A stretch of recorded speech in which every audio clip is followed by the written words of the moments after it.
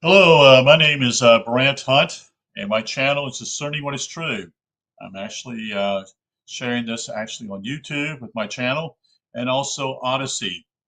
What I'm going to be reading from is another Eustace Mullins book, which I'm still continuing, called Murder by Injection, which is chapter 8, which will be the issue of contamination of the food chain. So I'm hoping everyone is doing well. And today is actually the 23rd day of March 2023. And so here we go. Hope you're able to discern what is true. That is my channel.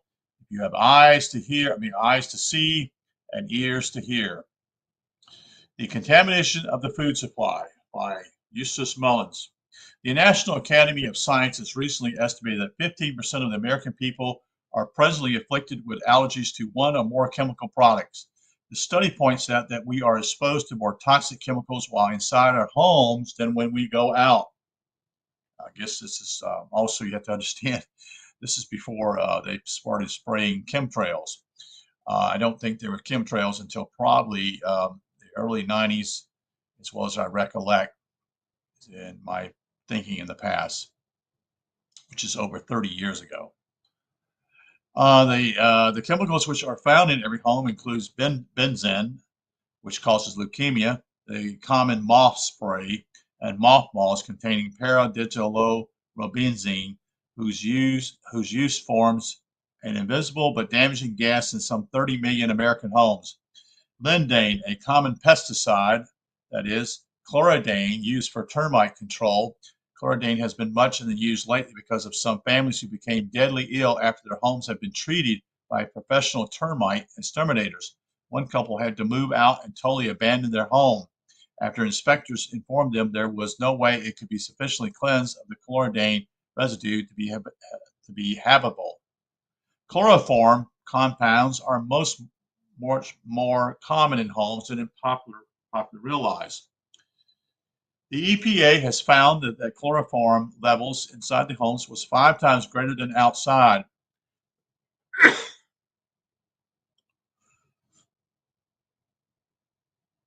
Persons taking hot shower baths, including inside a closed shower curtain, are unaware that they are inhaling substantial amount of chloroform from the steam. Heating the water releases the chlorine in the heavily chlorinated water, which then energizes or emerges as a gas while the hot water comes from the nozzle. A daily shower is guaranteed to give you a chloroform high. Formaldehyde is also present in many homes in a number of common use compounds. The daily ingestion of minute portions of any of all of these household chemicals contributes to the damages or development of what we call cancers, and there's sufficient toxins to become carcinogens in daily contact. However, Dr. A. Samuel Epstein, a noted cancer authority from the University of Illinois, stated that food is the single most important route of exposure for humans to synthetic chemicals. Jim Simpson estimated that the average American ingests some 9 pounds of chemicals in foodstuffs each year, meaning chemicals so toxic that a fraction of an ounce can cause serious illness or death.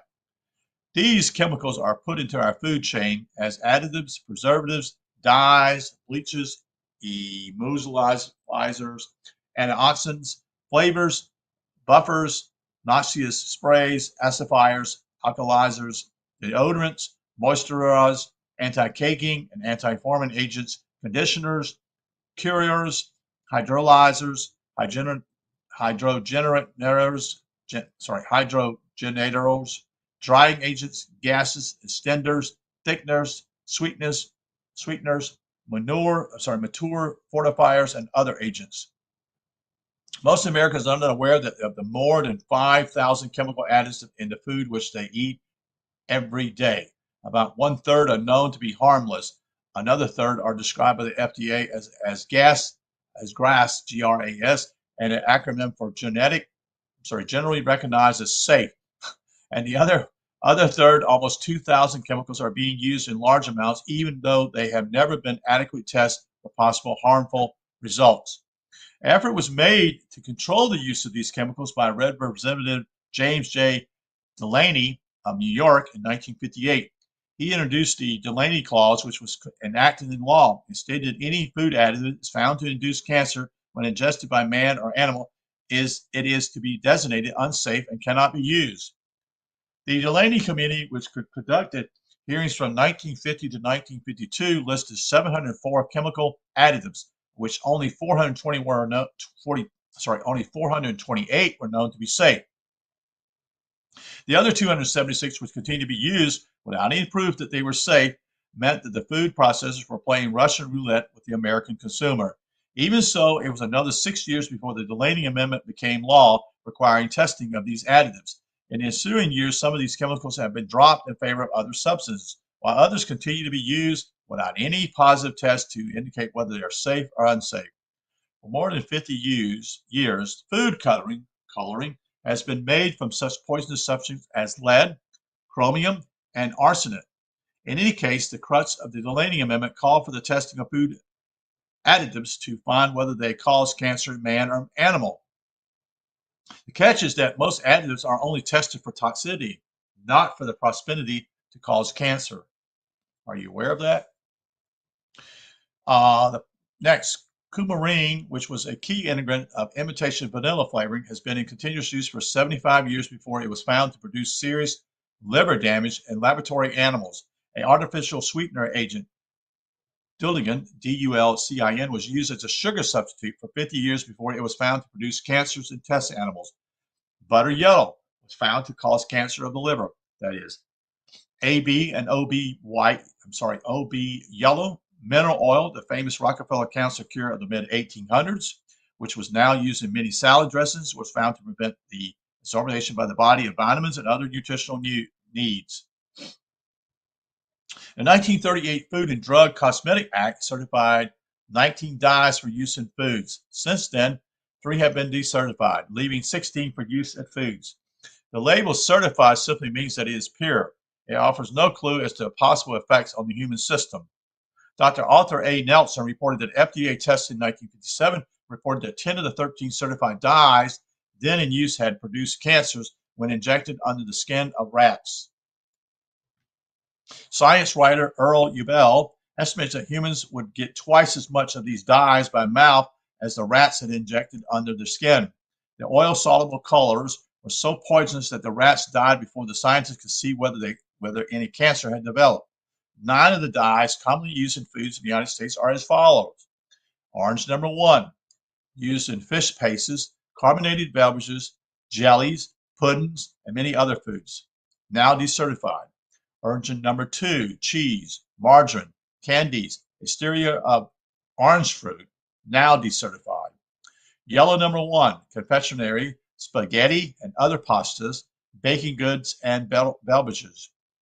Yellow number 3, that is called yellow AB, edible fats, margarine, butter, and candy. Yellow number 4, which is called yellow OB, is margarine, butter, and candy. Green number 1 is called Cordials, candy, bakery goods, soft drinks, jellies, and frozen desserts. Green number 2, frozen desserts, candies, cakes, jellies, biscuits, and Cordials.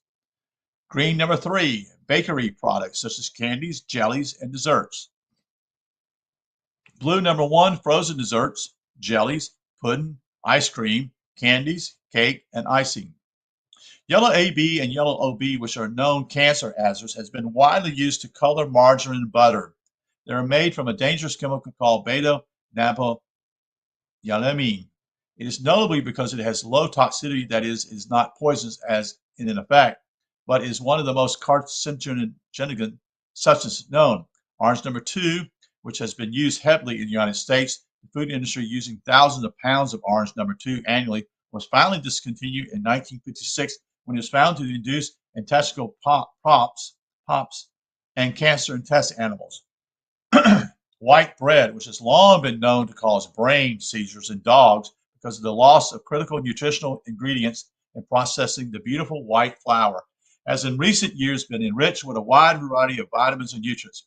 By the way, anything is enriched means it's been put back into it, which is actually inferior to what was there before. However, a shot of synthetic vitamins, another shot of emulsifiers to keep it soft, and the addition of other ingredients that suggest that it might well be produced from a test tube instead of a bakery. Emmanuel Kaplan and Vernon A. Dorff, researchers with the health department in Baltimore, presented a report, Exotic Chemicals and Food, which was presented at a meeting of the FDA officials. We quote, let us quickly consider the chemical treatment of the various ingredients used in bakery process. The flour is derived from seeds, probably treated for plant disease protection with organic mercuriols or similar agents, and the seeds are planted on soil influenced by fertilizer. Selenium, an extremely poisonous mineral substance, may be extracted from the soil. In milling, flour is treated with improvers, that is, oxidizing agents such as persulfate, bromate, and iodate, and nitrogen trichloride, which affects protease activity and gluten properties. Bleaching agents such as oxides of nitrogen, chlorine, and benzoyl peroxide convert the yellow carotenoid pigment to colorless compounds because of the alleged consumer desire for white bread. Vitamins and minerals are added in compulsory enrichment. Mineral salts may be added to destabilize gas-retaining properties of the flour gluten. Cyanide, that's correct, cyanide or chlorinated organic compounds may be employed in fumigation of the resulting flour in storage, in other words, keeping it from spoiling. The water used may be chemically purified by means of aluminum, soda ash, copper sulfate, and chlorine. Ammonia, salts, and other chemicals are employed as yeast nutrients. Chemical leaveners may contain sodium bicarbonate, aluminum, tartrates, phosphates, starch, and cream of tartar. I don't know why cream of tartar is bad. That doesn't make any sense, but we'll look into that more. Fluorine is possibly nature's contaminant of phosphate. Oleo and margarine, if used, may add color. Vitamin A neutralizers, interface modifiers, and preservatives, or the margarine may be packed in a preservative-treated wrapper. Mineral oil is frequently used as a dough trough or pan lubricant. Milk or milk products may contain neutralizers and antioxidants. Artificial coal tar color may be used also. Stabilizers, thickeners such as gums, treated starches may be employed as fillers. Synthetic flavors used contain glycerine, alcohol, or substitute chemicals as solvents for a variety of alcohols, esters, acids, and ketones, and may contain saccharin. Editor's note, this will probably be replaced today by aspartame. That is an artificial sweetener widely used, which is said to cause brain seizures. Spices may be natural spices subjected to fumigates or solvent extract spice essence. Mold inhibitors such as calcium propionate may be employed, and the final product may be contaminated on the store shelf with insecticide powders such as sodium fluoride. Since this report was delivered in the 1950s, many new chemicals have come into the market whose properties may be even more or less dangerous than those listed by Kaplan and Dorff. The increasing use of hydrogenated oils and their linkage to heart disease offering an additional area for concern. More than 1 billion pounds of hydrogenated oils are now used annually. It's estimated that almost half of the American population, that is more than 100 million citizens, now suffer from some form of chronic illness, of which 25 million are allergic disorders. These allergies are increasingly found to be caused by exposure to or ingesting of some chemical substance. 20 million Americans have nervous disorders. 10 million have stomach ulcers. 700,000 suffer from cancer, and lesser numbers suffer from such disease as lupus and muscular dystrophia. In 1917 and 18, of the draftees for the World War I, 21.3% were rejected, and 9.9% placed in limited service because of various handicaps. In the Korean War period after World War II, from 1947 to 1955, 52% of the draftees were rejected for physical and mental defects, a 21% increase since World War I, despite the great advances which the United States has supposedly made in nutrition, medical care, meals for school children, and other marks of progress. These figures also do not take into account that the standards for World War draftees were much higher than in World War II. In 1955, 25% of all draftees from New York City, aged from 21 to 26, was turned down for heart ailments. Of some 200 Americans killed in Korea and autopsies made, 80% were found to have advanced stages of heart disease. Wow. Dr. Joliffe reported to Congress in 1955 that whereas coronary heart disease was a rarely prior to 1920, it has now become the #1 cause of death in the 45 to 64-year-old age group, as well as after 65 years old. How much of this was due to the increase in the use of chlorinated water supplies after World War I? Dr. Joliffe does not say, although specialists know that the ingestion of chlorine is a primary factor in the formation of atherosclerosis plaque on the walls of the arteries. No studies have been commissioned to determine the use of chlorine as a factor in the increase of deaths from heart failure. Dr. Mendelssohn had noted fluorination of water is one of the four holy waters of the Church of Modern Medicine. Scientists dare not tamper with what is essentially a religious and emotional conviction. Dr. Mendelssohn also points out the possible contradictions in the American Medical Association. Frequently, admonitions to get your daily supply of the big four for adequate nutrition, that is, vegetables and fruits and grains, meats, and dairy products. Dr. Mendelssohn points out that many groups cannot tolerate cow milk because of enzymatic deficiencies. Some studies show that 75% of the world's people are now lactose intolerant and cannot digest cow milk. Wow.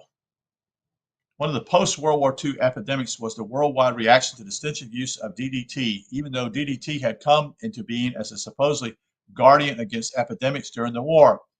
Its use had been advertised as the miracle pesticide which would prevent outbreaks of various disease in war-ravaged nations of the world. However, DDT was eventually found to be accumulated poison in the human system, much like sodium fluoride. Not only were considerable concentrations of DDT being accumulated in man's fatty tissues, but he also was consuming additional amounts in every forkful of food that he ate. Nobel Prize winner Dr. Otto Warburg heralded the dangers of DDT when he warned that any poison which interferes with the respiratory system of the cells causes irreparable damage and produces degenerate diseases such as cancer. Despite such warnings, from 47 to 56, the annual production of DDT quadrupled to an annual total of more than 500 million pounds. The Public Health Service analyzed food in a federal prison for DDT content, finding stewed fruit with 69 ppm content, bread with 100 ppm of DDT content, while lard used in preparation of food was estimated to have 2,500 ppm DDTs. Tests also showed that it took many years to lower the amount of DDT stored in body fat. DDT is even more persistent in soil. 7 years after DDT was applied to test plots, 80% of it remained. Orchards and farms which use DDT in annual spraying build up enormous amount in the soil. The DDT has since been banned, but the residues remain. Even after the ban, Monsanto continued to make huge profits from the sale of DDT by exporting it to other countries. It's all about money, you see. Another commodity used in pesticide is called chlordane, was found to be 4 times as toxic as DDT. Another substance which was later banned was aramite, that's aramite, a knowledge carcinogen used as a pesticide. Produced by chemical conglomerates such as U.S. Rubber in 1951, aramite came under a barrage of criticism despite the widespread publication of FDA tests proving its dangers. It remained in use until the spring of '58 when it finally was withdrawn. Some substances contaminated arsenic are still found in foodstuffs as pesticide residue and a food additive for poultry and livestock. Salicite, a pesticide based on selenium, was found to produce cirrhosis of the liver in persons ingesting food which has been treated with this chemical.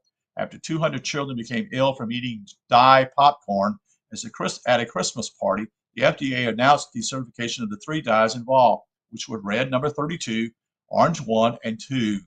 A government report stated that when FD&C red number 32 was fed to rats at a level of 2% of the diet, all the rats died within a week.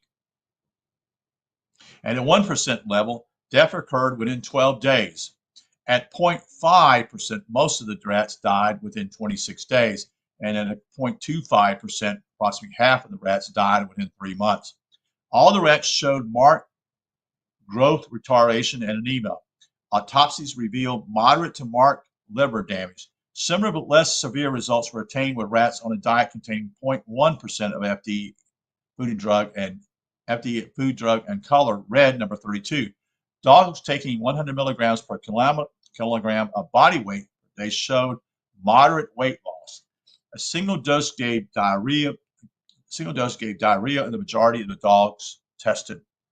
Tests of the orange number 1 gave similar results as FD&C red number 32. More than half of the Florida orange crop was run through these dyes to give them a beautiful orange color, instead of the pale green, which was their normal color at the time of picking.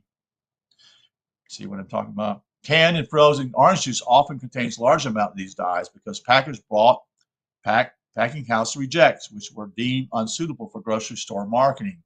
Although the Christmas party which highlight the pearls of these dyes took place in December 1955, manufacturers were told they could legally use up stocks of these colors. The ban went into effect February 15, 1956, but it had been in the making since December 19, 1953, so 2 years before the near fatal party. One of the most common food processes today is the hygienization process, which destroys all nutritional value. That's right. The process consists of saturating the fatty acids with hydrogen under pressure, with temperatures up to 410 degrees Fahrenheit, with a metal catalyst that is either nickel, platinum, or copper for as long as 8 hours after this treatment. It becomes an inert or dead substance. Hygienic oils and margarine used for cooking breaks down in dangerous toxin when heated, although butter can be heated for long periods of time without forming toxins. Despite the well-publicized dangers of chemical food additives and other nutritional problems, the principal charitable health foundations have for years strongly opposed any linkage of diet, nutrition, and health. This program was originally laid down for them many years ago by the famous quack named Morris Fishbein and the American Medical Association. They have religiously followed these precepts as coming from the original prophet in the ensuing decades. AMA officials testified for a Senate committee, that there is no proof that diet is related to disease, adding the warning that changing American eating habits might lead to economic dislocation. It's amazing. The Arthritis Foundation assures its place in the sun by regular reiterating of its claims that arthritis is incurable, although this has never prevented the foundation from annual fundraising drives to collect money for a cure. These are guys that just so much hypocrisy here. The foundation denounces any food supplements of health detoxification programs to cleanse the system, leaving this to the province of individualistic health care practitioners in California. The foundation also opposes the following of Rotary diets, which could uncover food allergies in arthritis patients. In 1985, the Arthritis Foundation collected $36.2 million. It's one of the small groups of monopoly disease groups which has established their claim to a particular disease, a feature which was very attractive to the medical monopoly, which approves their position. Its sister foundation, that is the National Multiple Sclerosis and the United Cerebral Palsy and the Lupus Foundation, are equally protective towards their stakes in the monopoly diseases, which the super rich have staked out as a well-defined and unchallengeable claims. Reports of cures of arthritis by staining for such as acid-producing foods as beef, chocolate, and milk, while routine are totally denied by the Arthritis Foundation. One San Francisco doctor published his findings after curing the most advanced cases of rheumatoid arthritis by banning all fruits, meats, wheats, and dairy products, a rigid regimen which these patients willing to abide by it found to produce total relief. The American Cancer Society has routinely branded all metabolic nutritional approaches to cancer treatment as its anecdotal links to cancer prevention, which constitutes quackery. The famous destination for non-approval medical treatment, which was publicized for years by America's two most famous quacks, Simmons and Fishbein. Remember them, AMA, ACS, you know, the American Medical Association. However, in 1887, just after the founding of the New York Cancer Hospital, that is, an Albany, New York physician published a book, Diet and Cancer, by Dr. Ephraim Cutter, Cutter, Kellogg's Books, page 19 to 26, in which he wrote, "Cancer is a disease of nutrition." In 1984, faced by a growing tide of publicity about the efficiency of diet and nutrition in many cancer cases, the American Cancer Society did a reluctant flip-flop, offering the cautious assertion that diet and violence might offer some slight benefits. ACS continued to ignore the facts showing that the record of increased use of food additives paralleled the annual increase in the cancers toll.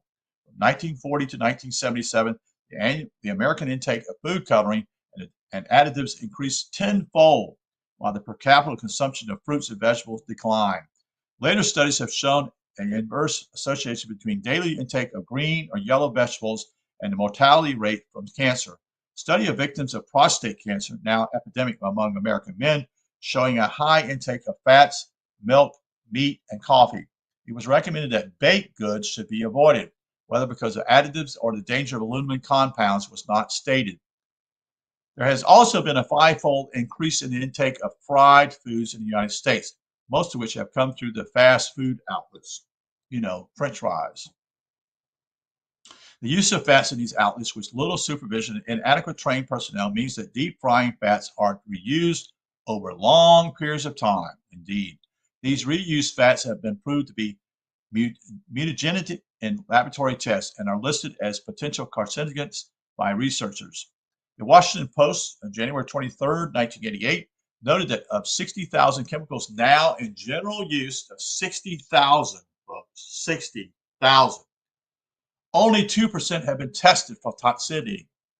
Many Americans can testify about the drastic effects of many chemicals, especially pesticides. Coleman McCartney recently complained in the Washington Post column that the environmental war against bugs escalated as a war against people. The widespread use of such chemicals as Sevin, malathion, and serban on private lawns, on golf courses, and public parks has resulted in a number of deaths. The unknown number which causes was never recorded. One man in a Washington suburb walked across a recent sprayed golf course. He went home and died. He had absorbed a legal amount of pesticide through his lower cut ankle socks.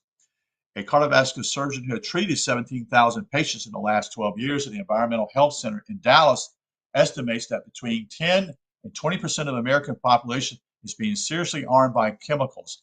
Thousands of school children sit in classrooms for 6 hours a day, breathing in residue of asbestos or formaldehyde and other chemicals, which the school officials have no idea are present.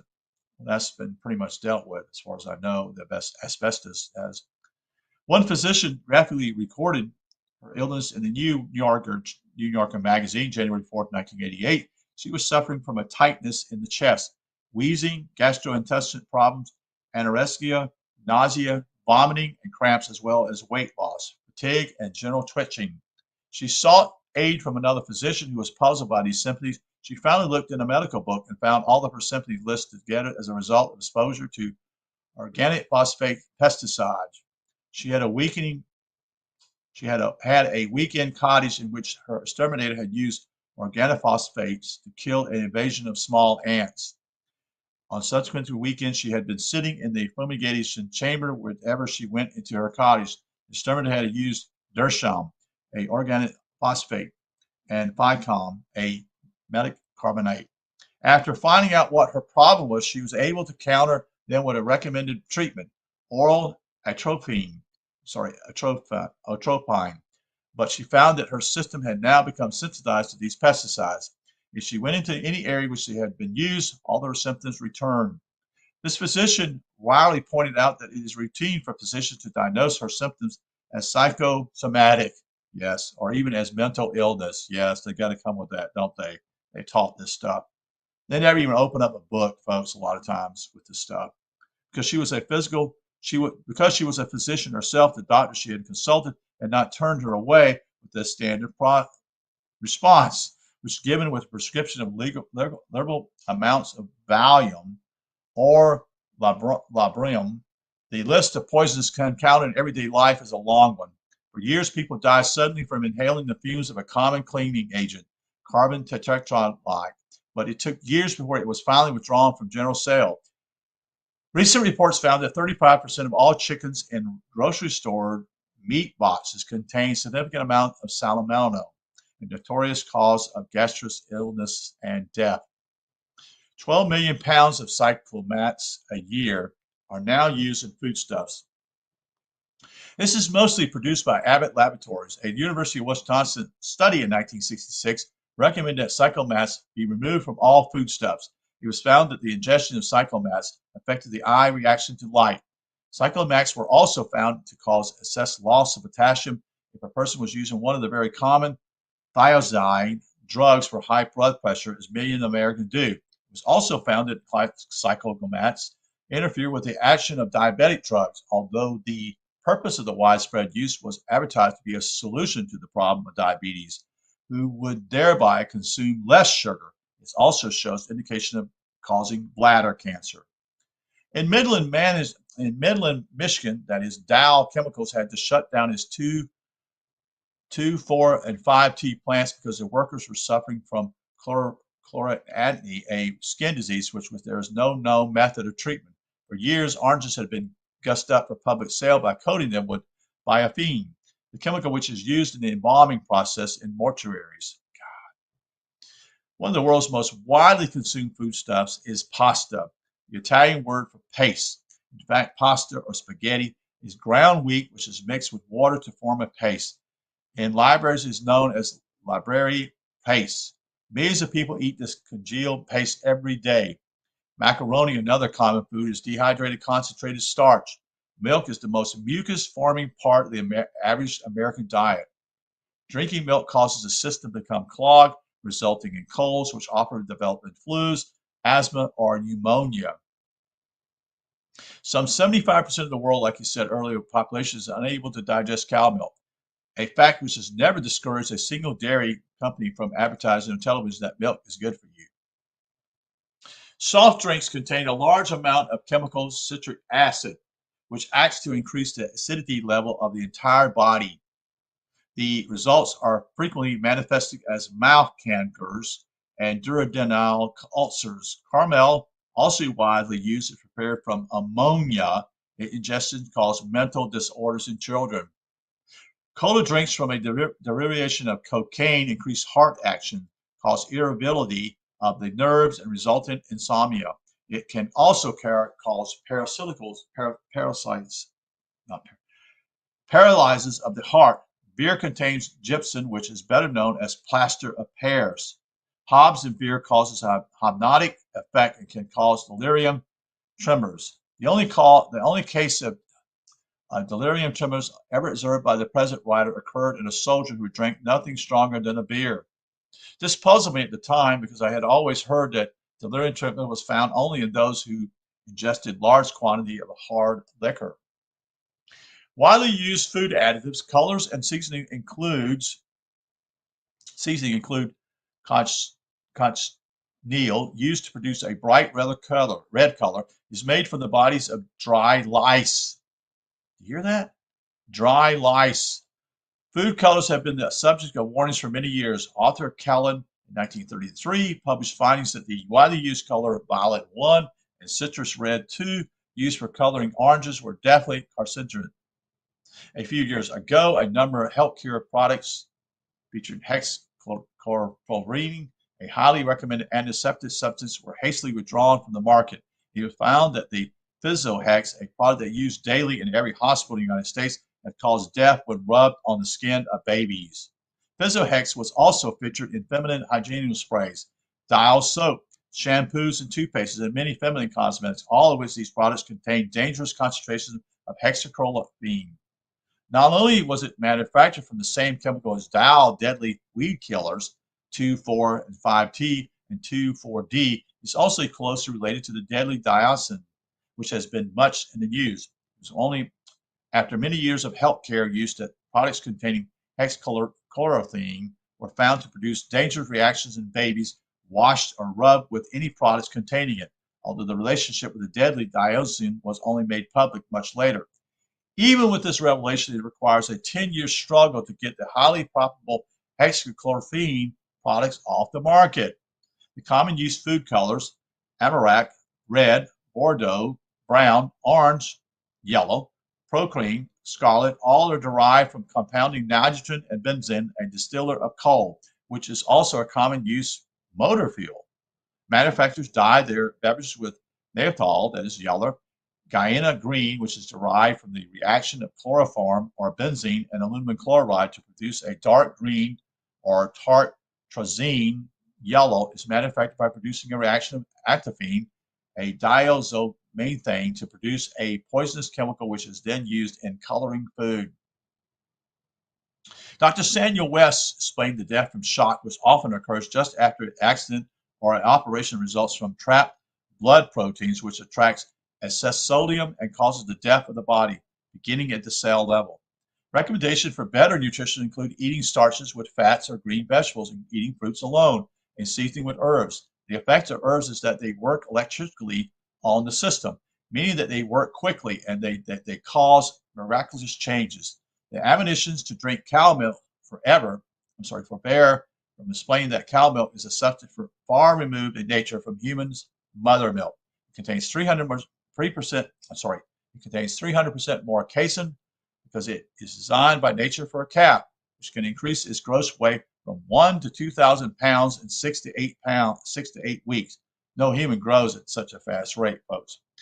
Alfalfa is highly recommended substance by many nutritionists because of its structure known as chlorophyll molecule. Is a web of carbon and hydrogen, nitrogen and oxygen atoms grouped around a single atom of magnesium. This is similar to the structure of hemoglobin, the red corpuscles, except that the atoms are grouped around a single atom of iron instead of magnesium. I recommended treatment for kidney stones is lemon juice and a glass of water. I would agree with him. I have had that and it works. It helps, or a combination of carrot and beet juice. The present writer has attained quick relief and shrinking of a kidney stone in the urethra by drinking quantities of cranberry juice. These juices apparently begin to dissolve the stone, which they pass without effort.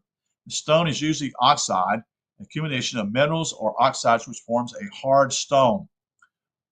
Although canning of food became very popular during the 19th century as an ideal method of preserving large quantities of food which would otherwise be thrown away, the canning process heats the food until it destroys enzymes. Heating food over 150 degrees eliminates the enzymes, which are the keystone to growth in the system. Enzymes take on minerals and use them for growth. The surplus of elements left over from manufacture of atomic bombs now threatens us with another magical process called the process of preserving foods by irradiating it. It's cobalt-60, one of these atomic bomb leftovers, is now being offered to food eradicator's for $100,000 per kilo. Should the food eradication program fall through, this byproduct of atomic bombs will have to be disposed of by the manufacturer at great expense. It is a repetition of the dilemmas which brought us such public booms as chlorination of water after World War I and nitrate fertilizer after World War II. The first commercial use of food eradication took place in occupied West Germany in 1957, where it was used experimentally to sterilize spices used in the manufacture of sausages. The results were so disturbing that the West German government was forced to ban it in 1958. At the same time, the Soviet Union began to use the eradication to inhibit the sprouting of potatoes in storage. In 1959, the Soviets used it for the disinfection of grain. Canada, which is heavily influenced by pro-Soviet representatives in its government, began to use irradiation on potatoes in 1960. The U.S. Food and Drug Cosmetic Act of 1958 took up the use of irradiation, that is, defining it as an additive, which brought it under their control. In 1963, the FDA gave permission for the use of irradiation to sterilize canned bacon. This permission was rescinded in 1968.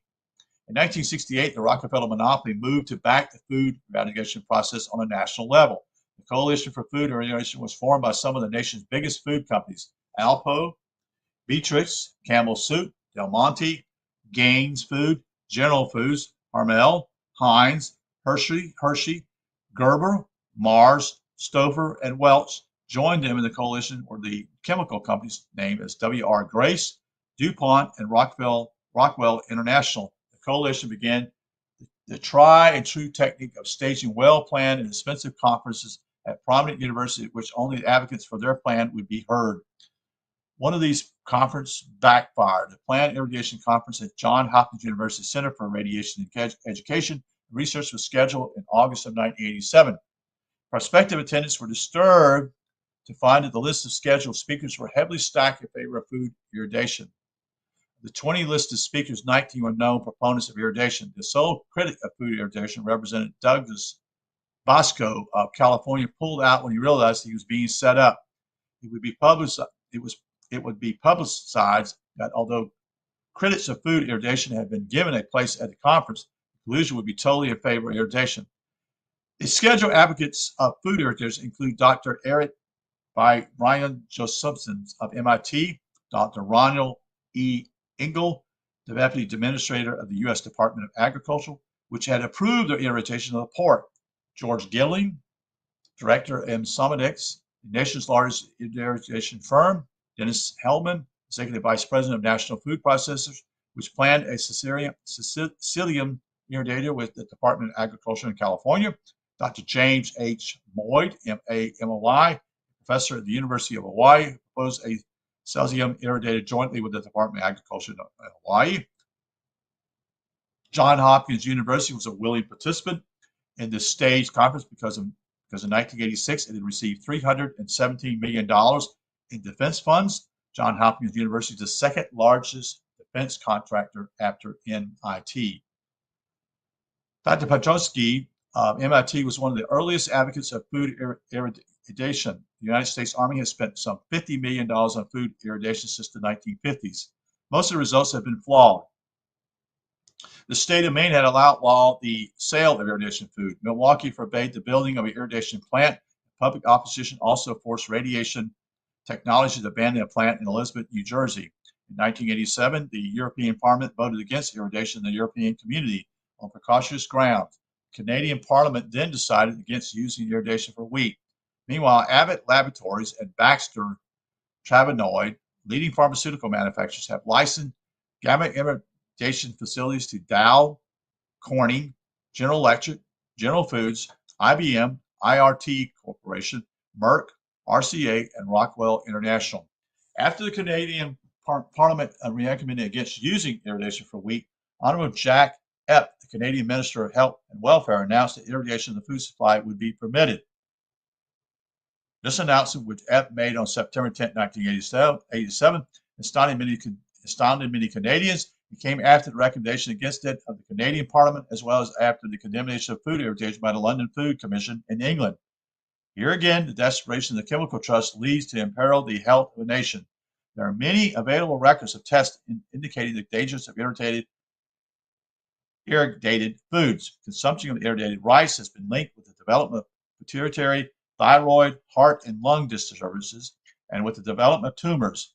Children and test animals fed irradiated wheat develop increased polyphenol and abnormality of chromosomes. In East West Magazine, February 1988, a quote from an unclassified document from the Department of State on food irradiation, published in the congressional hearings on the pesticide ethylene dibromide used on fruits and grains, is as follows.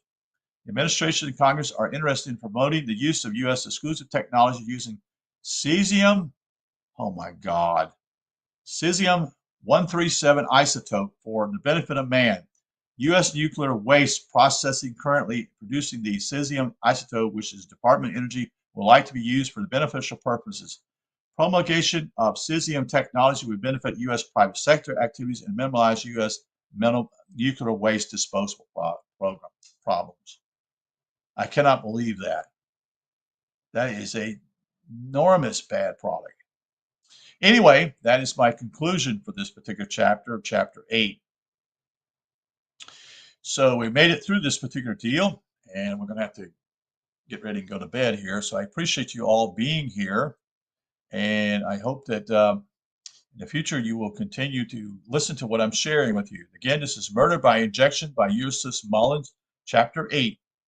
Thank you, and you have a good night. You take care.